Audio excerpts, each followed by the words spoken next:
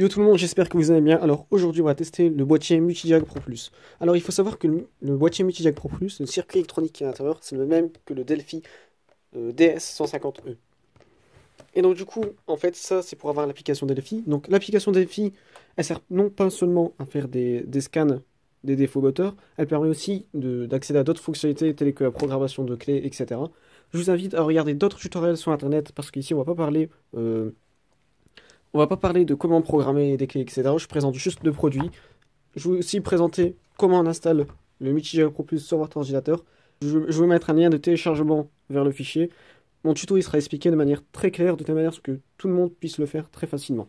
Donc, pour ceux qui voudront ce boîtier-là, Jack Pro Plus, je vais mettre un lien dans la description vers un très bon vendeur. Commençons la vidéo. Autre chose que j'ai pas prisé, quand j'ai reçu le Multijack Pro Plus, ce qui se passait, c'est que il n'était pas reconnu par le Delphi DS150E. En fait, si, il était reconnu, mais il scannait pas le véhicule, ça fonctionnait pas le scannage. Donc du coup, pour résoudre ce problème-là, en fait, il faut enlever les 4 vis qu'il y a ici, les 4 vis qu'il y a de l'autre côté, vous retirez les caoutchoucs, ensuite il y a 2 vis encore enlevées, 2 vis, vous retirez le boîtier, et il suffit tout simplement de remettre les connecteurs entre eux, c'est des pins à écraser. Et une fois que vous avez remis les pins entre eux, normalement le boîtier il va fonctionner. Alors maintenant, je vais vous montrer comment installer l'application Delphi. Donc une fois que vous avez téléchargé le fichier que je vous ai mis dans la description, donc vous allez dans la description, vous cliquez sur le lien que je vous ai mis et vous téléchargez le fichier. Une fois que vous l'avez téléchargé, vous allez dans le dossier téléchargement. Donc pour ce faire, vous cliquez sur le menu démarrer, vous tapez téléchargement. Vous allez ici dans documents et normalement il y aura le dossier téléchargement juste ici. On clique dessus et là on peut voir Delphi 2015. Donc c'est ici l'application. Vous faites un clic droit avec votre souris et vous extrayez le dossier. Donc soit vous faites extraire ici ou normalement vous pourrez en fait l'ouvrir avec Windows par défaut. Donc vous pouvez cliquer sur ouvrir. Donc moi je fais extraire ici. Donc on attend le temps que ça se décompresse.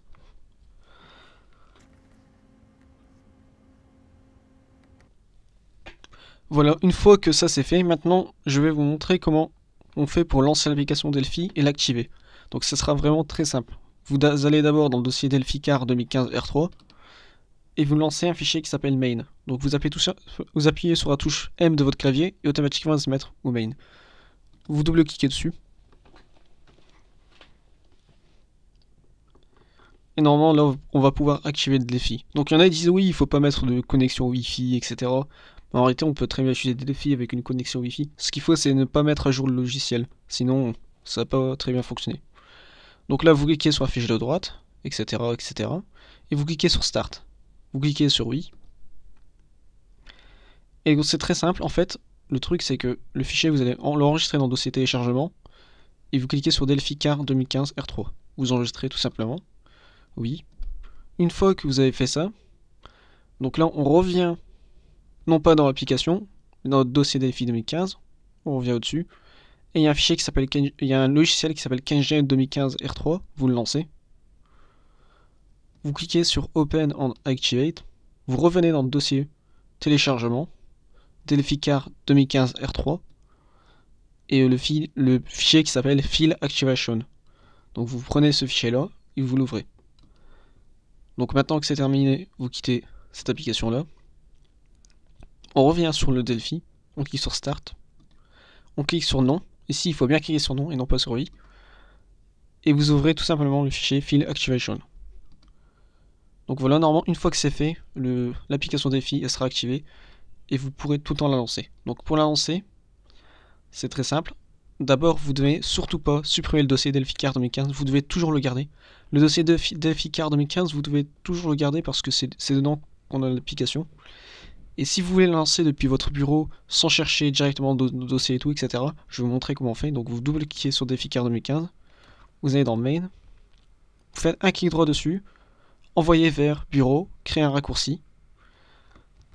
Et là, automatiquement, quand on va dans le bureau, on a le fichier là qui s'appelle main, etc. Donc on fait renommer et vous l'appelez tout simplement Delphi. Et là, normalement, vous aurez l'application Delphi et ça va très bien fonctionner. Ensuite, il ne manque plus que à connecter le boîtier Delphi sur votre ordinateur et sur votre véhicule pour pouvoir le faire fonctionner.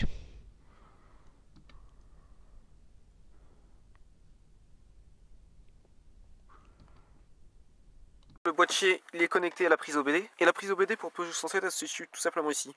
Donc là je vous montre avec la lumière. Donc là on peut voir la lumière du connecteur et là juste en dessous on peut voir cette prise là. Tout simplement de la placer à l'intérieur. Voilà, vous le placez à l'intérieur et vous êtes connecté à la prise OBD. Ensuite une fois que c'est connecté tout ça, vous connectez le boîtier au port USB de votre ordinateur et là on va pouvoir lire le véhicule. Donc maintenant, une fois que l'application est lancée, vous allez tout simplement dans l'onglet Settings et vous allez dans Hardware Setup. Et normalement, vous testez le VCI, le boîtier, et ça va automatiquement le détecter. Là, il dit que c'est pas à jour, donc on va tout simplement le mettre à jour en cliquant sur Update.